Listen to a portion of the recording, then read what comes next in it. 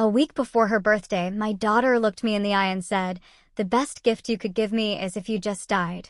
So I granted her wish, canceled the house funding, emptied everything, and disappeared. What I left on her table broke her completely. Can you imagine your own daughter looking you straight in the eye on her 45th birthday and wishing you dead? Because that's exactly what happened to me. They say a mother's love knows no bounds, but what happens when that love is weaponized against you and your only child wants you to just disappear? It was Rebecca's 45th birthday, my only child, and I arrived at her beautiful home early, cake in hand. I'd ordered it specially, her favorite chocolate with strawberries, just like when she was a little girl. It cost $200, but for my baby, nothing was ever too much. I knocked, a smile already on my face, expecting to see her light up. Instead, when the door opened, her expression was pure annoyance. "Oh, it's you," she muttered, not even meeting my gaze. My smile faltered. "Happy birthday, my love," I said, holding out the cake, candles already in place. She just sighed, a deep, exasperated sound, as if my very presence, my gift, was an unbearable burden. "Mom, we need to talk," she said dryly, ushering me inside without a word of thanks. We sat in the living room of that house, a house I had completely financed when she and David got married. That was $50,000 I'd pulled from my life savings, money I'd saved penny by penny, working double shifts as a nurse for 40 years. "You know, Mom," Rebecca began, her voice taking on that cold edge it had developed over the past few years, "I've been thinking a lot about my birthday, about presents, and about what would truly make me happy." I nodded enthusiastically, my heart still foolishly hopeful. "Of course, my love. Tell me what you want, and I'll get it for you. A trip, some jewelry, maybe that new car you mentioned." Rebecca's eyes locked onto mine, and what I saw there chilled me to my very soul. It was pure, unadulterated contempt. "The one thing I'd love most as a birthday present," she said slowly, savoring each syllable, "is for you to just die." The world stopped. Literally. I felt as if someone had physically ripped my heart from my chest. Her words echoed in my ears, an endless, horrifying loop. My daughter, my own daughter, had wished for my death as a birthday gift. "What? What did you just say?" I managed to whisper, tears already stinging my eyes. "You heard me," she continued, her voice sharp, cutting through me like knives. "I'm tired of you, Mom. Tired of your constant calls, your unexpected visits, of you always being here, bothering me. My life would be so much easier and happier if you would just disappear." My hands were shaking uncontrollably.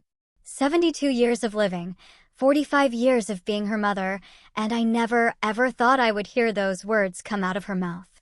"Rebecca," I sobbed, struggling to breathe, "I'm your mother. I've given you everything. I've sacrificed everything for you." "Exactly," she interrupted, standing up from the sofa, towering over me. "And that's why you're suffocating me.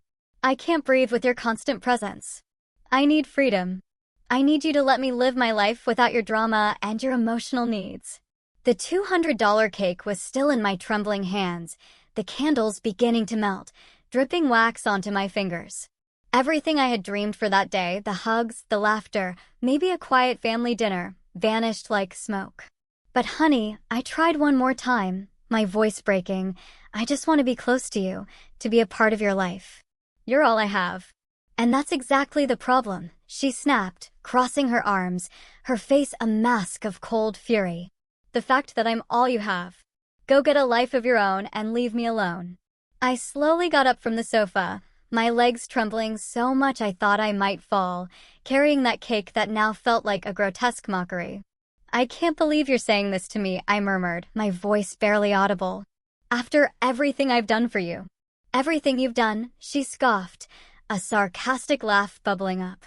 "Mom, everything you've done has been for your own benefit. To feel needed. To have control over my life. But I'm not a little girl anymore." I walked towards the door, each step costing me years of my life. As I reached the threshold, I turned one last time, a desperate hope fluttering in my chest. I yearned to see some regret in her eyes, some sign of the sweet little girl she once was. But I saw nothing, only impatience. impatience for me to leave, so she could finally celebrate her birthday without the nuisance I represented. "Happy birthday, Rebecca," I murmured, and then I walked out of that house, closing the door behind me.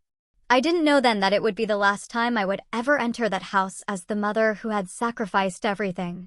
Because what my daughter didn't know was that she had just awakened something in me that had been dormant for decades. I arrived at my small apartment, my legs still trembling, my heart utterly shattered.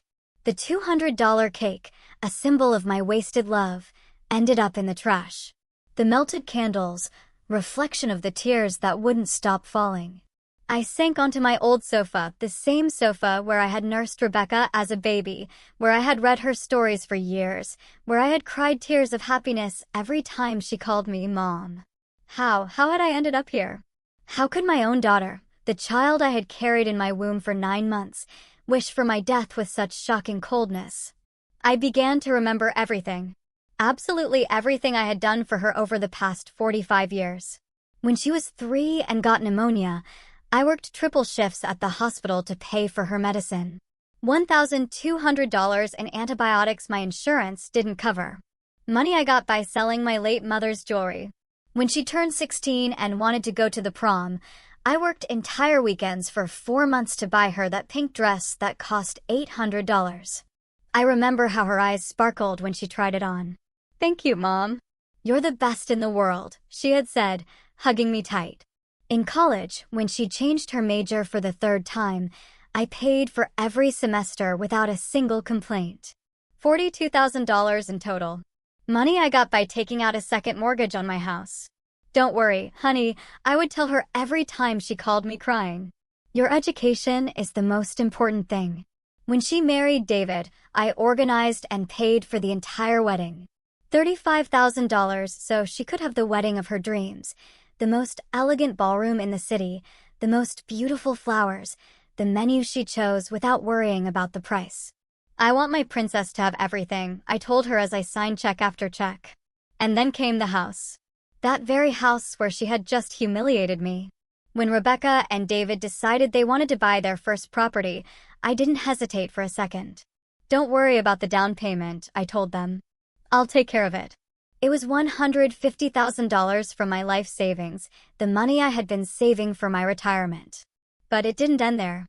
When the twins arrived 5 years ago, I became the free babysitter. Every night. Rebecca wanted to go out with David. Every time they had plans and needed someone to watch the kids, there I was. Not charging a single cent, just happy to help my daughter have the life she had always dreamed of.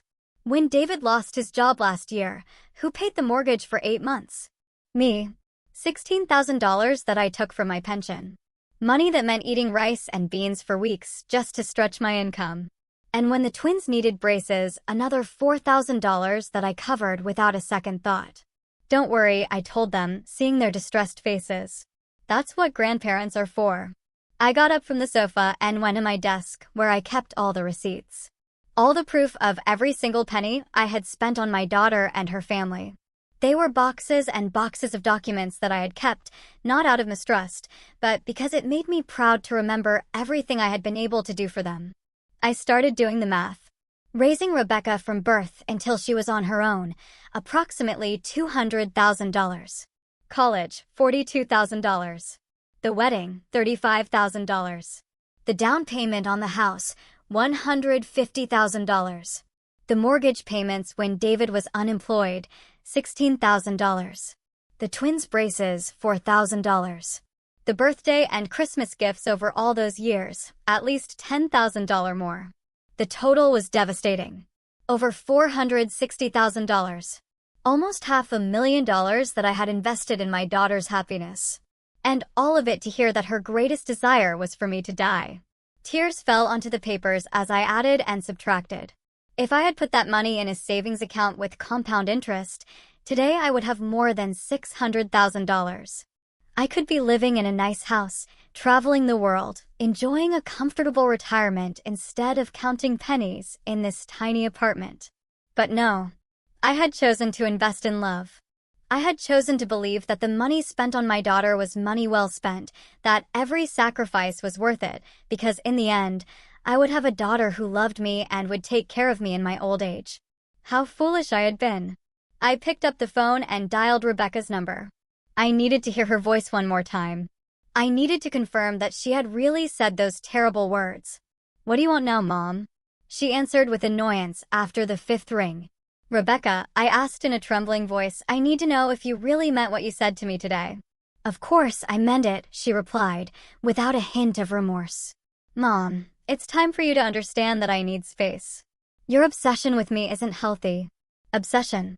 I repeated, incredulous. "You call a mother's love obsession?" "Yes, exactly that. And I hope that after today, you finally get the message. I need you to respect my boundaries and let me live my life." I hung up the phone without saying goodbye. There was no misunderstanding. My daughter truly believed that my love was a burden, that my presence in her life was a problem she needed to solve. That night, I couldn't sleep. I lay awake, staring at the ceiling, remembering every beautiful moment we had shared, every hug, every "I love you, Mom" that had come from her lips. Had it all been a lie?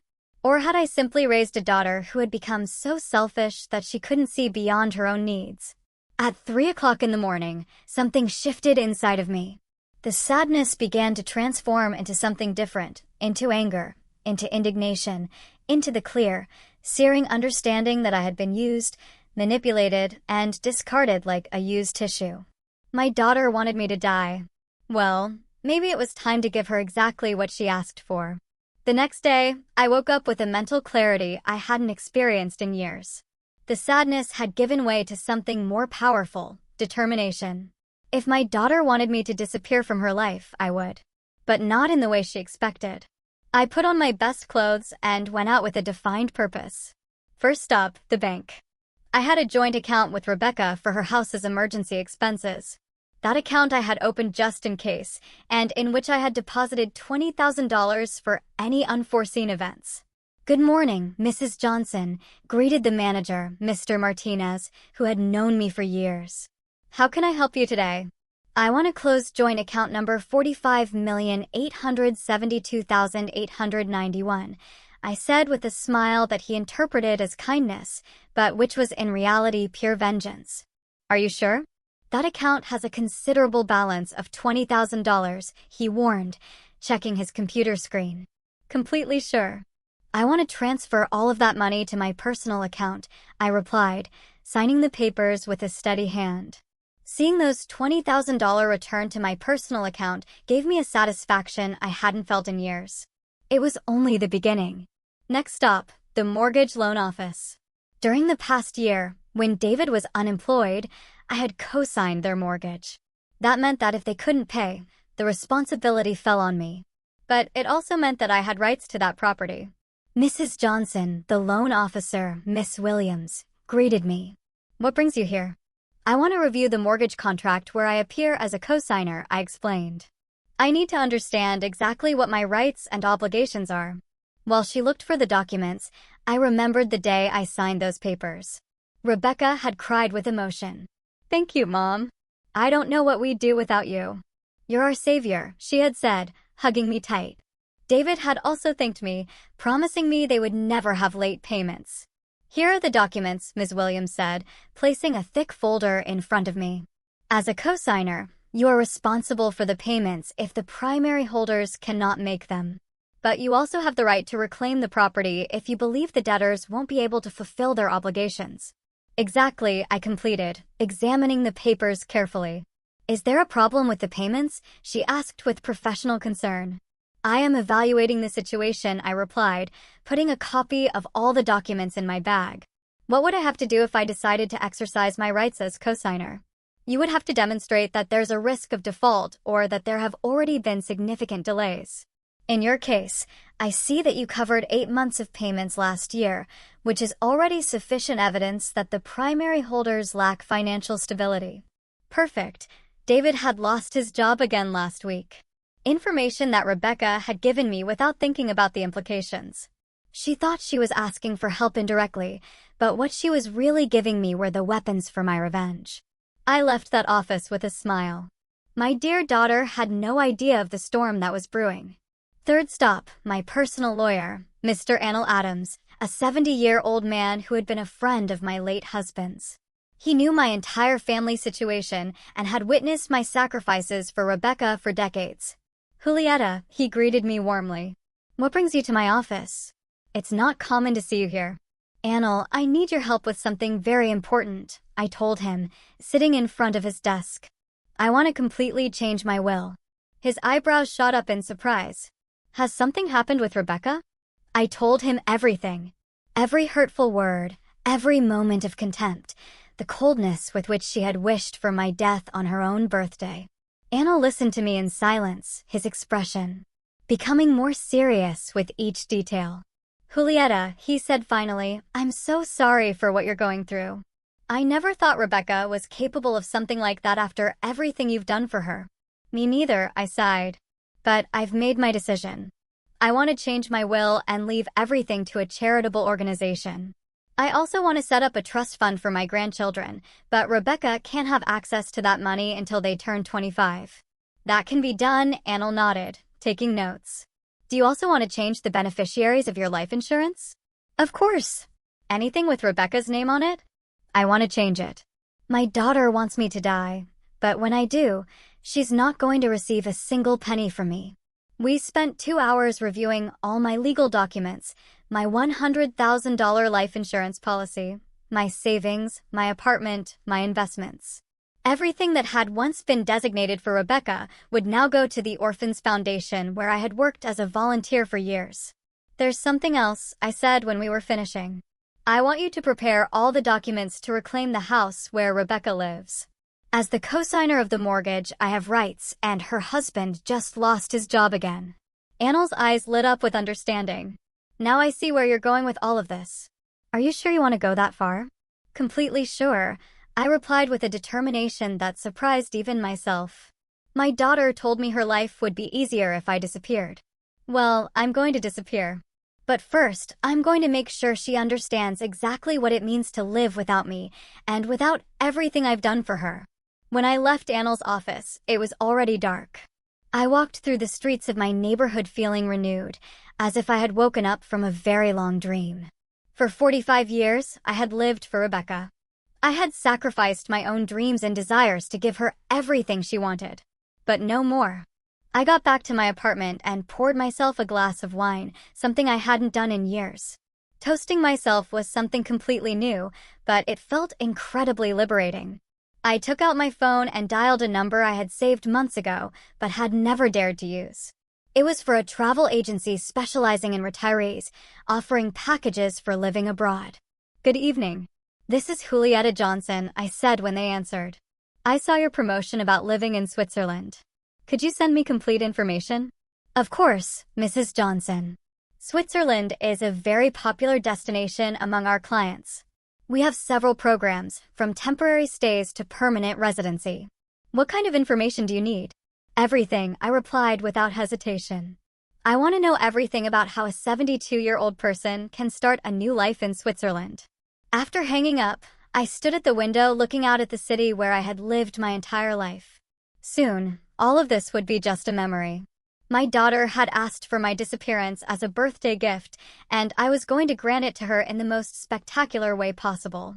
What Rebecca didn't know was that her wish was about to become her worst nightmare. The next few days were a roller coaster of emotions and secret preparations. Every morning, I woke up with a mix of pain and determination that pushed me forward with my plan. It was as if I had woken from a long slumber where I had lived only to please my daughter. And now, finally, I was living for myself. On Wednesday morning, my phone rang. It was Rebecca.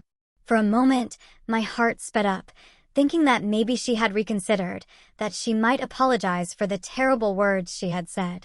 How naive I still was. Mom, she said in that cold voice she had adopted lately. I need you to do me a favor. Not even a hello or how are you. She went straight to the point, as if I were her personal assistant. What do you need? I asked, curious to see how far her audacity would go. The twins have a presentation at school on Friday, and David and I have an important work dinner. Could you watch them that night? The irony was delicious. The same woman who had wished for my death as a birthday gift was now asking me to watch her children, as if nothing had happened. as if I were a resource available 24/7. I can't, I replied simply. What do you mean you can't? She asked with genuine surprise. Evidently, she wasn't used to me saying no. I have other plans, I lied, a small, private smile on my face that she couldn't see. What plans could you possibly have? She asked with that condescending tone that always hurt me deeply, as if at 72 years old, I didn't have the right to have a life of my own. Plans that are none of your business, I replied, keeping my calm. Find another sitter. But Mom, I can't get a sitter on such short notice. Besides, since when do you charge me to watch your own grandchildren? There it was. The emotional manipulation she had used on me for years. But this time, it wouldn't work. Since you told me that your greatest gift would be for me to die, I answered with coldness. If you want me to disappear from your life, I'm starting now. There was a long silence on the other end of the line. Finally, Rebecca let out a sarcastic laugh. Seriously, you're going to punish me like you're a little brat, she said. I thought after a few days the drama would be over. It's not drama, Rebecca. It's respect for your wish. You wanted me to disappear, so that's what I'll do. Fine, she said with annoyance. If you want to be that childish, that's on you. But don't come crying later when you're lonely. She hung up without saying goodbye. Perfect. Every interaction confirmed that I was making the right decision. That afternoon, I went to the bank again. This time to do something I never thought I would, withdraw most of my savings in cash. It was $30,000 that I put in an envelope and stored in my personal safe. The money I would need for my new life in Switzerland. I also called the travel agency and confirmed my trip, a flight to Zurich for next Tuesday with the option to extend my stay indefinitely. The initial cost was $5,000, money I paid without blinking an eye. It was the most expensive and most intelligent investment I had made in years. On Thursday morning, I received an unexpected visit. It was my neighbor Elvira, a 68-year-old woman who lived in the apartment next door and with whom I had developed a close friendship over the past 5 years. Julieta, she said, sitting in my living room with a cup of coffee. You look different these days. Has something happened? Elvira had been a silent witness to all my sacrifices for Rebecca. She had seen me cancel plans with her to rush over whenever my daughter needed me. She had seen the bags of expensive food I would buy to take to Rebecca, while I ate canned soup to save money. I told her everything. Every painful detail of what had happened on Rebecca's birthday, and also all the plans I had been making during the week. My God, Julieta, Elvira murmured, her eyes filled with tears. I can't believe Rebecca would say something so cruel to you after everything you've done for her. The worst part is that she said it as if it were the most normal thing in the world, I explained. As if I were a nuisance in her life that needed to be eliminated. And you're really going to Switzerland? Yes, I replied firmly. I've already bought the ticket. I'm leaving on Tuesday. Elvira took my hands kindly. You know you have my full support, right? What Rebecca did to you is unforgivable. There's something else, I said, lowering my voice. I'm going to need your help with something very important. I explained my complete plan, how I wanted Rebecca to believe I had truly died, at least for a while. Elvira would be my accomplice, the person who would find my empty apartment and my farewell letter. It's brilliant, Elvira murmured with a mischievous smile. That ungrateful child is finally going to understand what it means to lose you. Will you help me? Of course I will. In fact, I think it's exactly what Rebecca needs to wake up. That night, I worked on the most important letter of my life. The letter that Rebecca would find on her table, and that would change everything forever. I wrote and rewrote every word, making sure it conveyed exactly what I wanted to say. My dear Rebecca, the letter began. You asked me as a birthday gift to disappear from your life, and I have decided to grant your wish. When you read this letter, I will already be far from here, starting the life I should have lived years ago instead of sacrificing it all for you. I continued writing for hours, documenting every penny I had spent on her, every sacrifice I had made, every opportunity one had missed by always being available for her needs. But it wasn't a bitter letter. It was an educational letter. I wanted her to understand exactly what she had lost.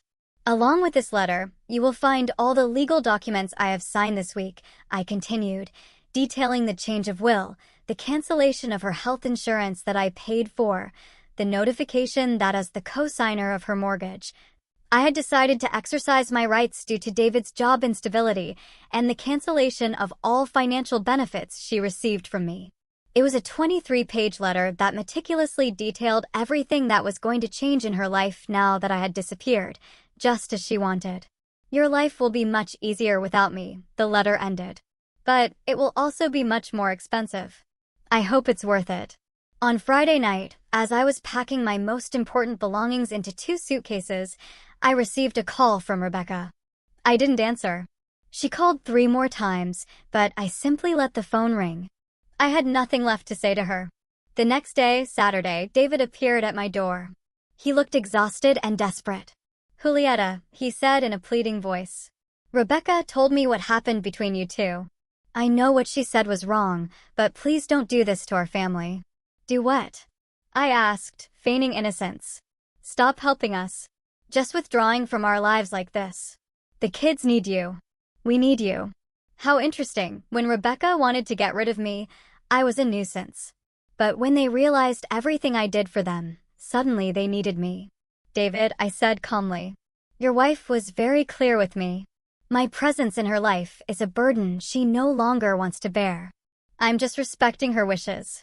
But Julieta, you know how Rebecca is when she gets mad. She didn't mean it."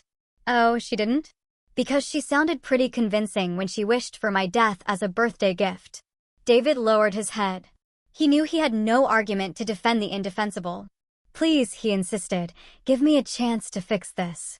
I'll talk to Rebecca. I'll make her understand how wrong she is." "It's too late for that," I replied, slowly closing the door. "Give my grandchildren a kiss for me." Sunday was my last day in that city. I spent the morning walking through the places that had been important in my life. The hospital where I had worked for 40 years, the park where I had taken Rebecca as a child, the church where I had married her father. It was my silent farewell to a life I had lived completely for others. On Monday, I would begin a life that I would finally live for myself. On Sunday night, I couldn't sleep. Not because of nerves or regret, but because of a strange emotion I hadn't felt in decades, the anticipation of an adventure. At 72 years old, I was about to begin the life I had always dreamed of, but never dared to live. At 5 in the morning on Monday, Elvira knocked on my door as we had arranged. She brought fresh coffee and a knowing smile that filled me with energy.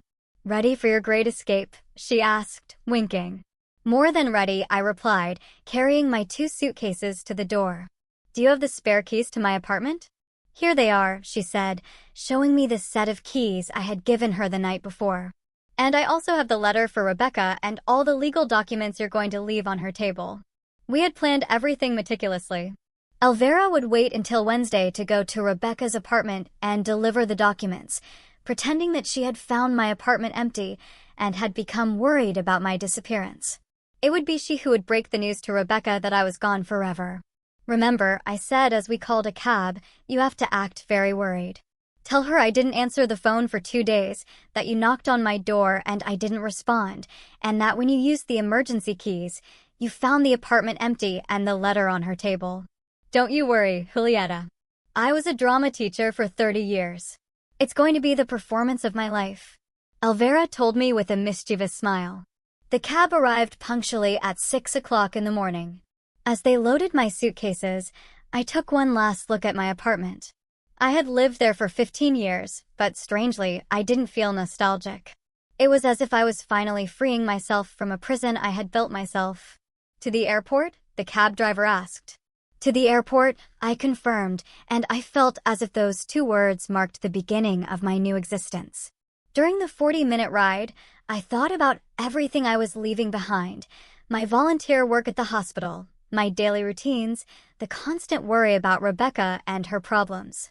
But I also thought about everything that awaited me: the freedom to make my own decisions, to spend my money on myself, to live without the constant weight of my daughter's emotional demands. At the airport, while I waited for my flight, I received 3 calls from Rebecca that I didn't answer. Then a text message came in: "Mom, you're being ridiculous. The kids are asking about you. Call me." I deleted the message without replying. It was fascinating how now that I wasn't available 24/7, she suddenly needed me. The flight to Zurich was long but peaceful.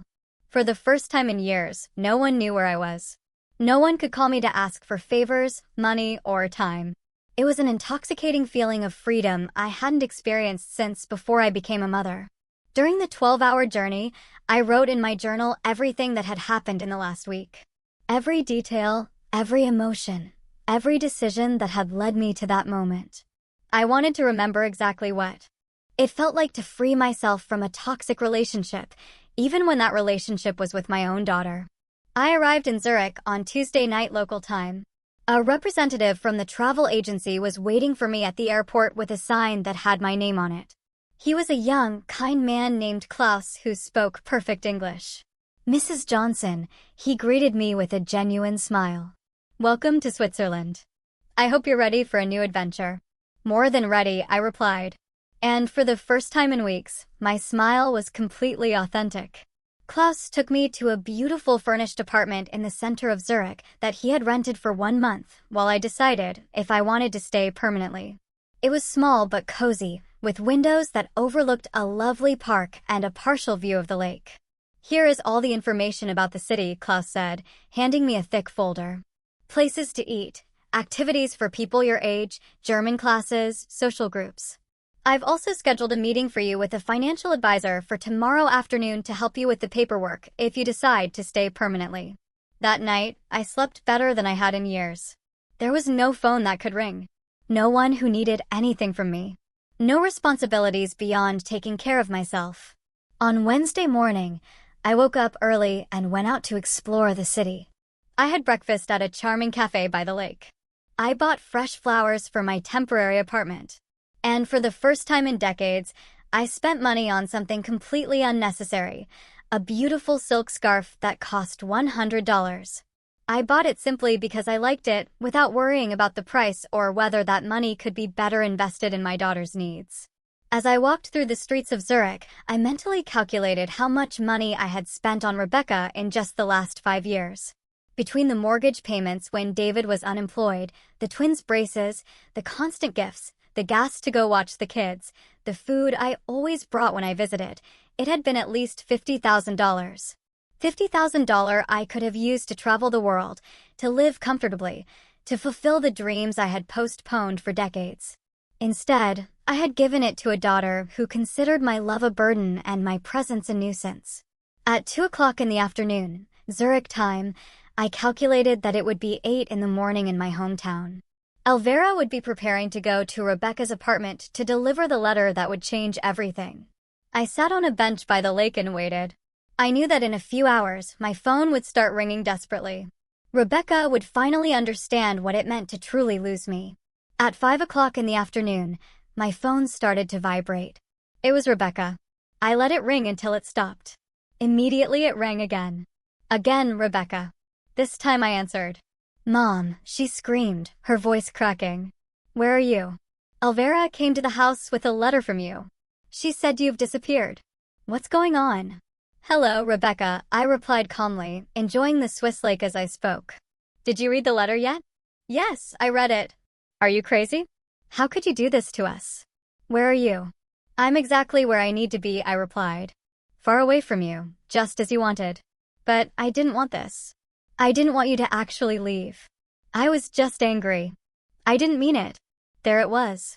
Rebecca's typical tactic, minimizing the harm she had caused, making me feel guilty for reacting to her cruelty. "You didn't mean it when you told me that your greatest birthday wish was for me to die?" I asked her, my voice unwavering. "Because you sounded pretty convincing. It was just, I was just frustrated. David lost his job again. The kids are giving me problems at school. I'm so stressed. I shouldn't have taken it out on you." "You're right. You shouldn't have. But it's done, and words can't be taken back." "But Mom, please come back. We need you.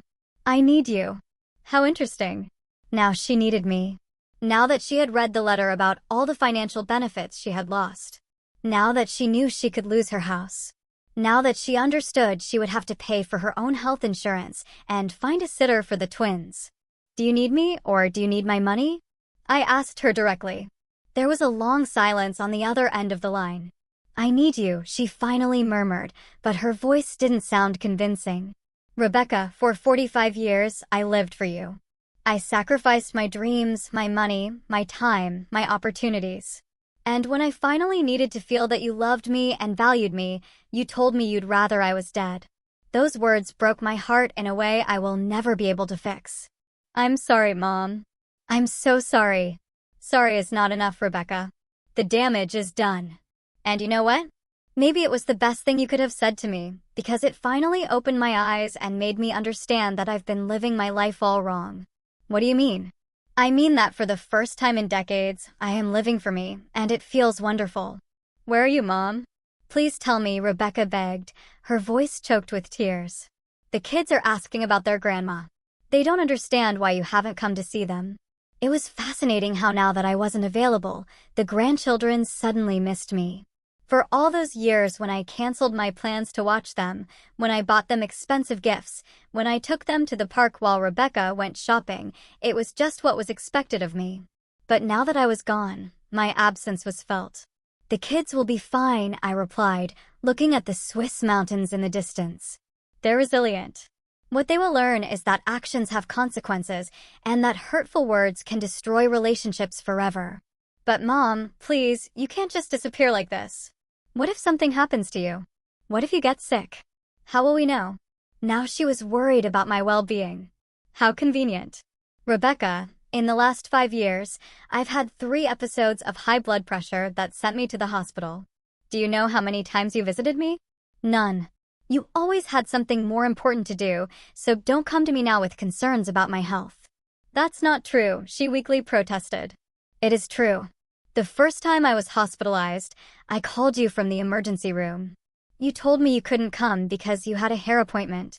The second time was David's birthday, and you were celebrating. The third time, you simply didn't answer the phone. The silence on the other end of the line confirmed that she remembered every single occasion perfectly.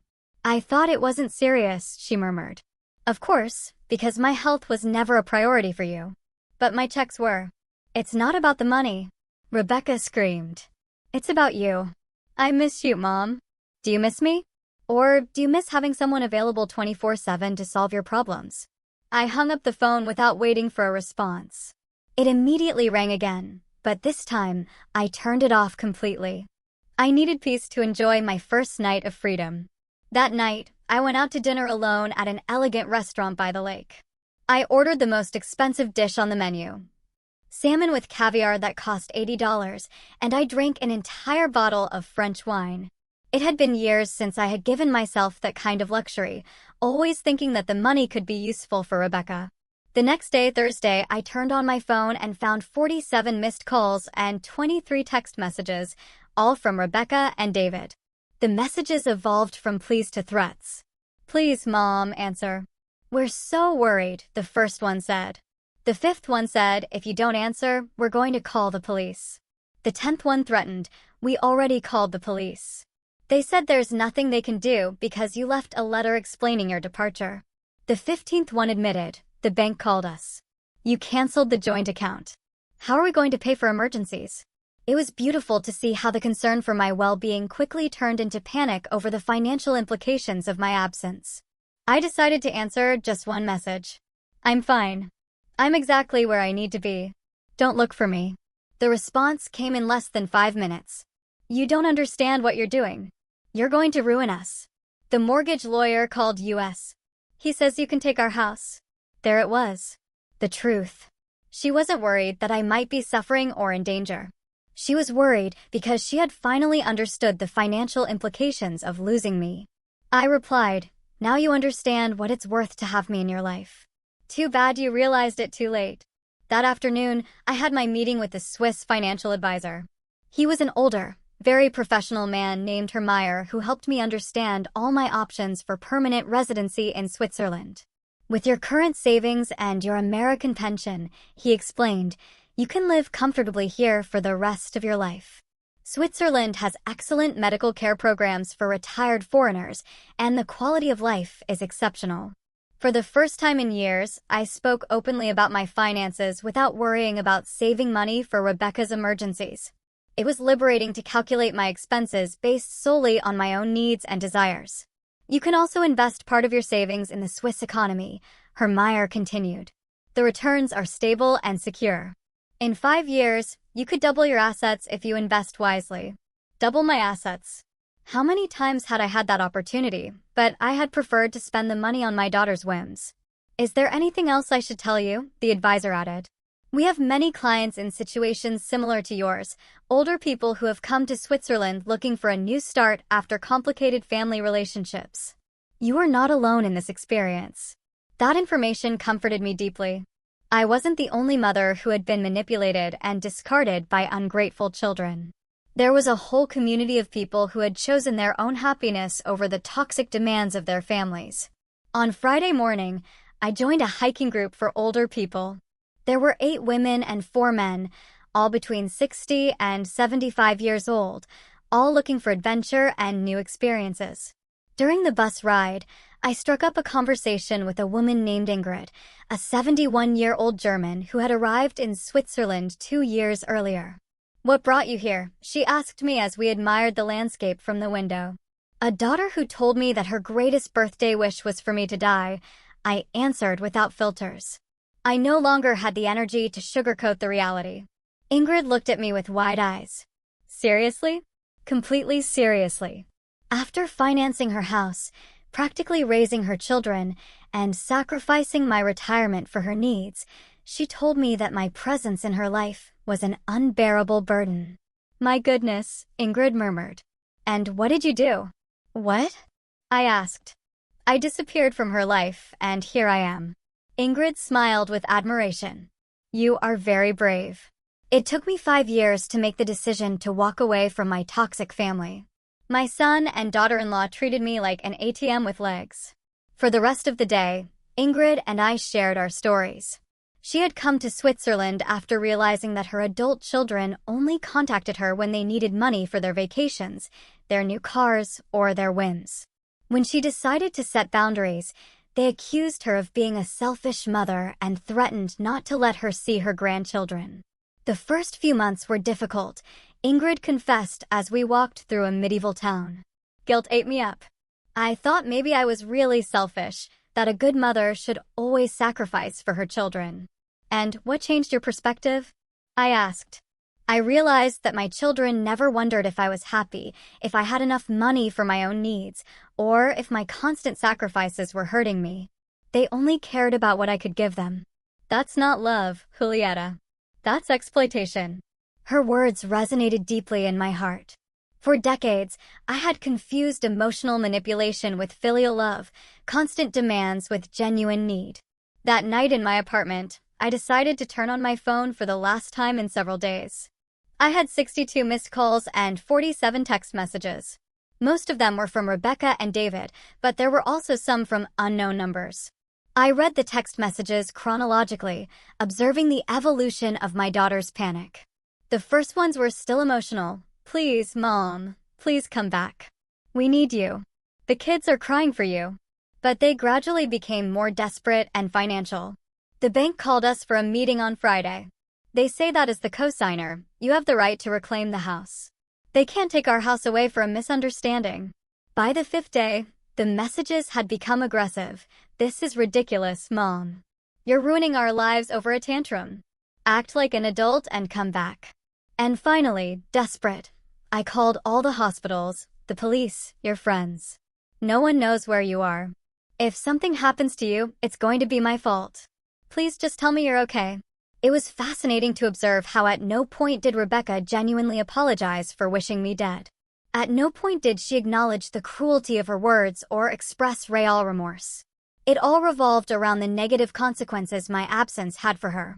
I decided to reply one last message. I am perfectly fine and happier than I have been in years. What you are experiencing now are the natural consequences of your actions. I hope this experience helps you understand the value of the people you love before it's too late with others in your life. The response came immediately. Please, Mom, we can fix this. I promise I'll never say horrible things again. Just come back. I wrote my final response. Empty promises don't mend broken hearts. Rebecca, The words you said to me revealed what you really think of me. You can't take that truth back with desperate promises. After sending that message, I blocked her number and all the numbers associated with David. I also blocked the unknown numbers that had been calling me. It was time to close that chapter for good. On Monday morning, I met again with Hermione to sign the papers that would allow me to reside permanently in Switzerland. I also made arrangements to permanently transfer my American pension and begin the process of selling my apartment in my hometown. Are you sure you want to make this permanent? Hermione asked me. It's a very big decision.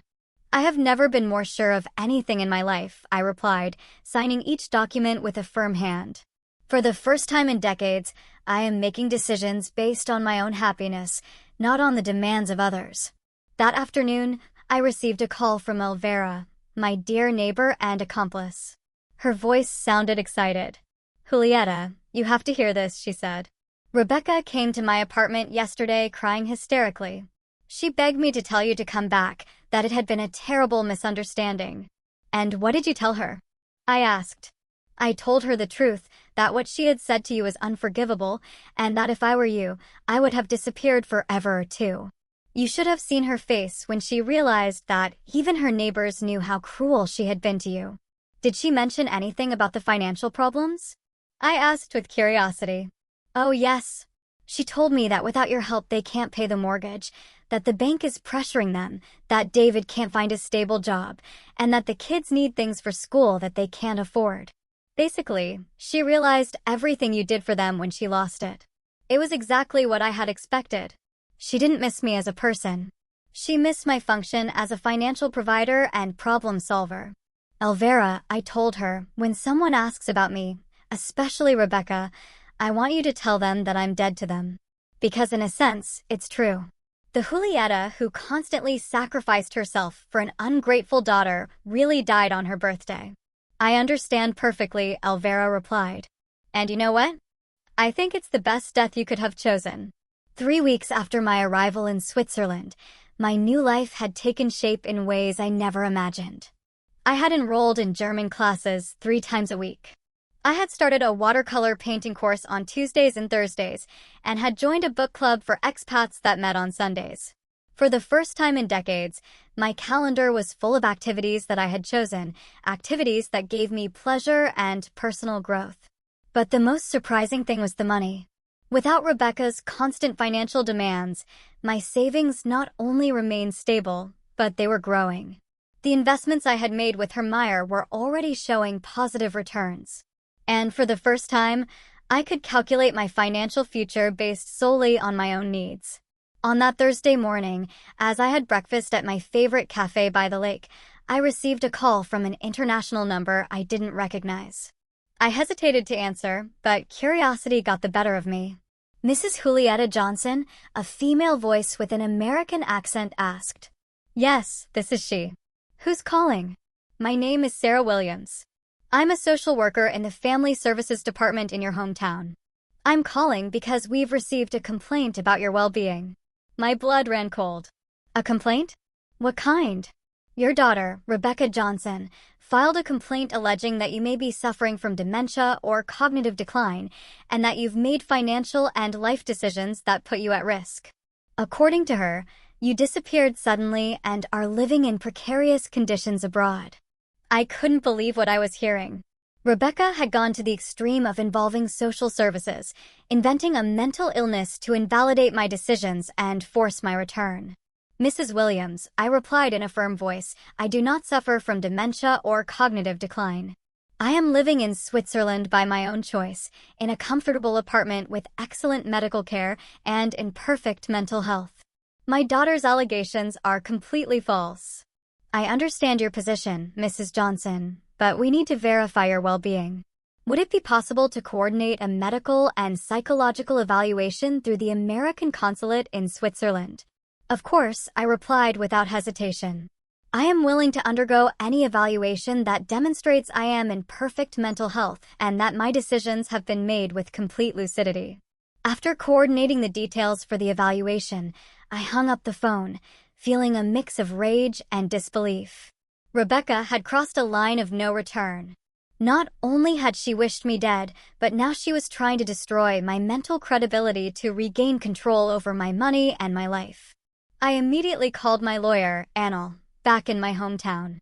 Julieta, he greeted me with concern. I'm glad to hear your voice. I've had a very interesting week with your daughter. I bet you have. I just spoke with social services. Rebecca is accusing me of having dementia. That's not all, Julieta. She also hired another lawyer to try to challenge all the legal changes you made before you left. She's alleging that you weren't in your right mind when you signed them. Can she do that? She can try, but she doesn't have solid legal grounds. I have recordings of all our conversations where you clearly demonstrate total lucidity. Furthermore, the fact that you meticulously planned your departure and are living independently in Switzerland contradicts any allegations of cognitive decline. What else is she doing? She has tried to access your bank accounts, alleging concern for your well-being. She also wanted to stop the process of reclaiming the house. But since everything is legally backed, and she herself signed the documents where she acknowledges that David lost his job again, she has no valid arguments. It was incredible how far Rebecca was willing to go to get back the financial benefits she had lost. Anil, I said, I want you to prepare a defamation lawsuit against my daughter. Her false allegations about my mental state could affect my reputation and my legal rights. It would be my pleasure, Anil replied with satisfaction. After seeing how she has treated you, I think it's time for her to face the legal consequences of her actions. 2 days later, I showed up at the American consulate in Zurich for the medical and psychological evaluations. The American doctor who examined me was an older, experienced man who immediately understood the situation. Mrs. Johnson, he told me after an exhaustive 3-hour evaluation, not only are you in perfect mental health, but the decisions you have made demonstrate admirable lucidity and courage. Your daughter is clearly trying to manipulate the legal system to recover financial benefits. That will be officially documented. Absolutely. I'll send a detailed report to social services explaining that her allegations are unfounded and that you are living an independent and healthy life in Switzerland. That same afternoon, I received a call from the social worker. Mrs. Johnson, we have received the medical report from the consulate. It is clear that your daughter's allegations are baseless. We are going to close the case and notify Rebecca that her complaints were unfounded.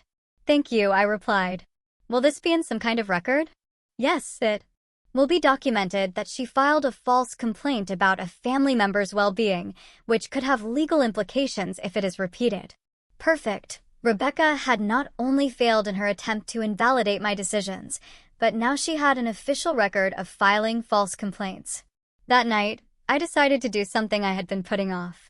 Write an open letter detailing my entire experience. Not for Rebecca, but for other mothers who might be living in similar situations of manipulation and emotional abuse from adult children. I wrote for 4 hours, documenting every sacrifice I had made, every manipulation I had suffered, and every step I had taken to reclaim my dignity and my life. It was a 20-page letter that I titled, When a Mother's Love Becomes Self-Destruction, My Story of Liberation at 72. I decided to send the letter to an online blog I had discovered that specialized in stories of older women who had found the courage to radically change their lives. A week later, I received an enthusiastic response from the editor. Julieta, she wrote, your story is powerful and inspiring. We have received hundreds of comments from women who completely identify with your experience. Would you be willing to participate in a video interview for our YouTube channel?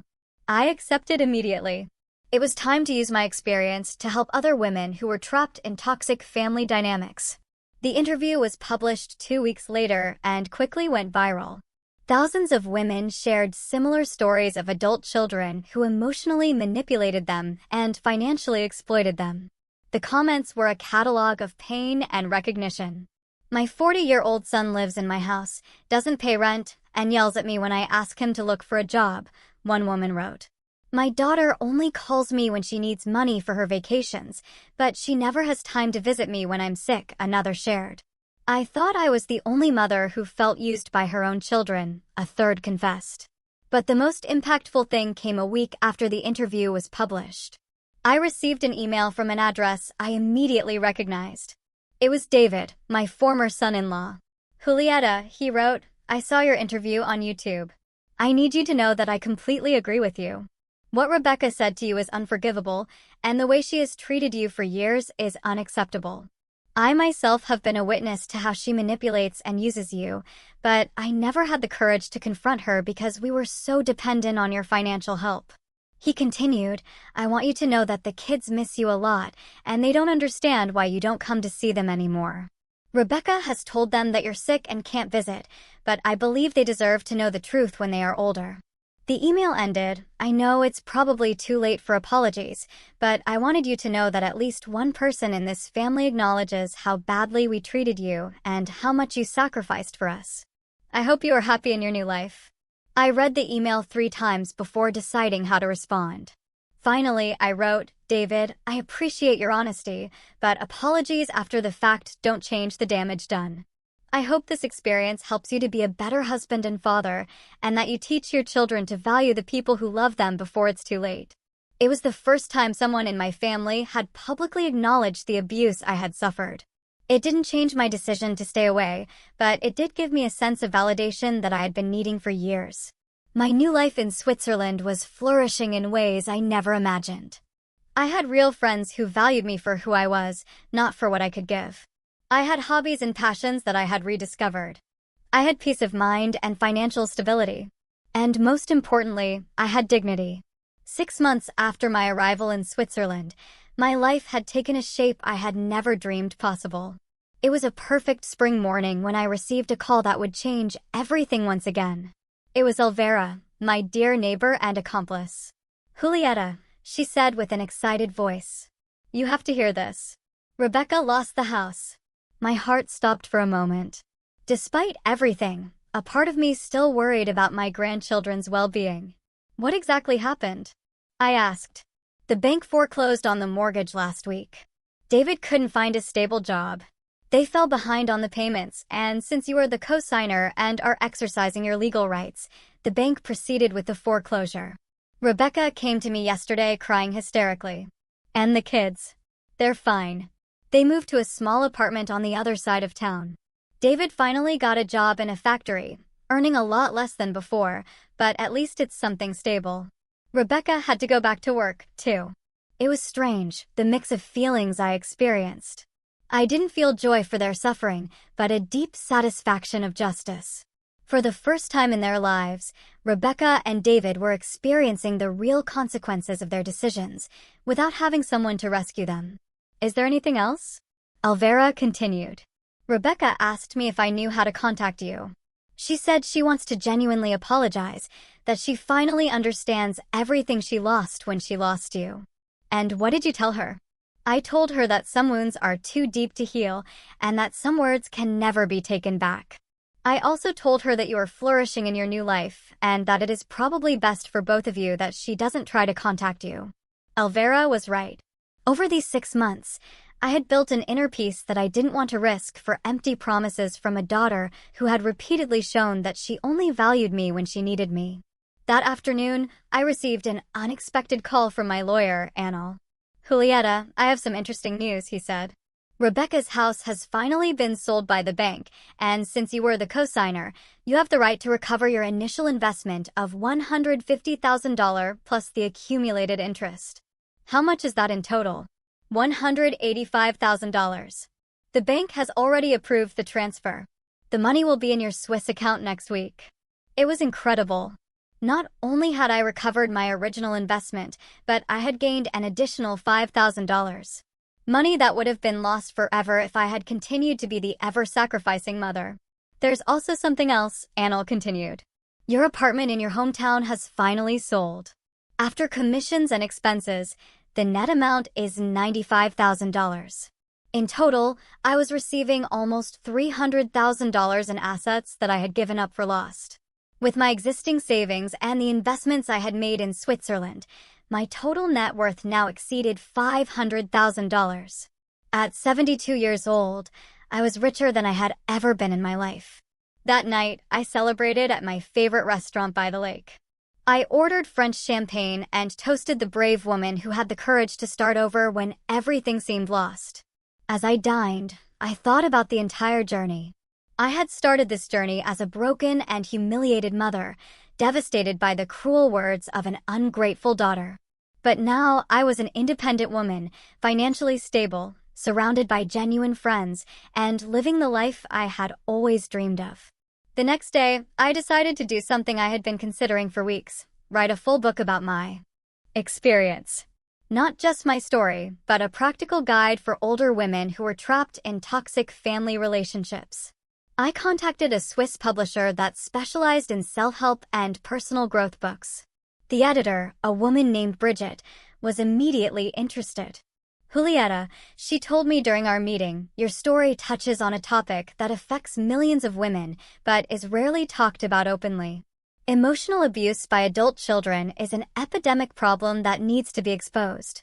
I spent the next 3 months writing When Love Hurts, Freeing Yourself from Family Emotional Abuse After 70. The book documented not only my personal experience, but also practical strategies for recognizing manipulation, setting healthy boundaries, and finding the courage to prioritize one's own well-being. The book was published 8 months later and became a bestseller in several European countries. The letters I received from readers were incredible. Women from all over the world wrote to me, telling me how my story had given them the courage to make radical changes in their own lives. I read your book and finally understood that I am not a bad mother for refusing to continue to finance my 35-year-old son's irresponsibility, wrote Maria from Spain. Your story helped me understand that true love does not require self-destruction, Carmen from Mexico wrote to me. After reading your book, I sold my big house and moved to a small apartment I can afford without depending on my children's help. For the first time in years, I sleep in peace, Rosa from Argentina shared. But the letter that moved me the most came 1 year after the book's publication. It was from a young mother named Andrea. Mrs. Johnson, she wrote, I'm 30 years old and have a 65-year-old mother who has sacrificed her whole life for me and my siblings. After reading your book, I realized that we are treating her exactly like Rebecca treated you. Your story opened my eyes and made me understand that I was repeating a toxic pattern that could destroy my relationship with my mother forever. Yesterday, I called my mom and apologized for all the years of taking her for granted. I also told her that I want to help her fulfill her own dreams instead of expecting her to always be available for mine. Thank you for helping me understand this before it was too late. That letter made me cry with joy. My pain had served to prevent other families from going through the same destruction. 2 years after my arrival in Switzerland, I received a physical letter in my mailbox. The handwriting on the envelope was familiar, but I couldn't place it immediately. When I opened it, my heart stopped. It was from my grandchildren, now 12 years old. Dear Grandma Julieta, they wrote in childlike handwriting. Dad told us the truth about why you left. He told us that Mom said some very ugly things to you, and that's why you decided to start a new life away from us. We want you to know that we miss you a lot and that we understand why you left. We also want you to know that we are proud of you for being so brave. When we are older, we would like to visit you in Switzerland if you want us to. We love you, Grandma.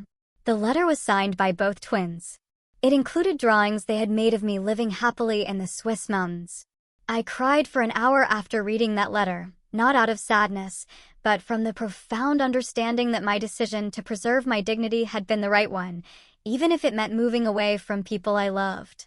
I decided to write them back. My dearest grandchildren, I wrote, your words are the most beautiful gift I have received in years. I love you deeply and always will, no matter the distance. When you are older and can make your own decisions, the doors to my heart and my home will always be open for you. Until then, I want you to know that your grandma is living a full and happy life surrounded by beauty and peace. Keep this love you feel for me, but also learn from this experience. Words have the power to build or destroy. And relationships are based on mutual respect, not on unilateral sacrifice. I love you with all my heart. Today, 3 years after that terrible birthday that changed my life forever, I am sitting on my balcony in Zurich, looking at the mountains as I write the last lines of my story. I am 75 years old, with assets of more than $600,000, a best-selling book, dear friends from all over the world, and an inner peace I never thought I would experience again. Rebecca asked me as a birthday gift to disappear from her life. I granted her that wish in the most spectacular way possible. What she never calculated was that by losing me, she not only lost a mother who loved her unconditionally, but she also lost the person who had kept her financial world stable for decades. My disappearance was my gift to her. My new life was my gift to me. And it was worth every tear, every sacrifice, and every moment of pain that brought me here. Because sometimes, the only way to save yourself is to have the courage to lose yourself completely in order to be reborn as the person you were always meant to be. So, I've shared my journey, my heartbreak, my anger, and finally, my rebirth. This path was incredibly difficult, but looking back, it was the only way. Have any of you ever faced such a profound betrayal from someone you loved unconditionally? Or maybe, like me, you've reached a breaking point and made a radical change in your life? What did you do? Tell me in the comments below, I truly want to know.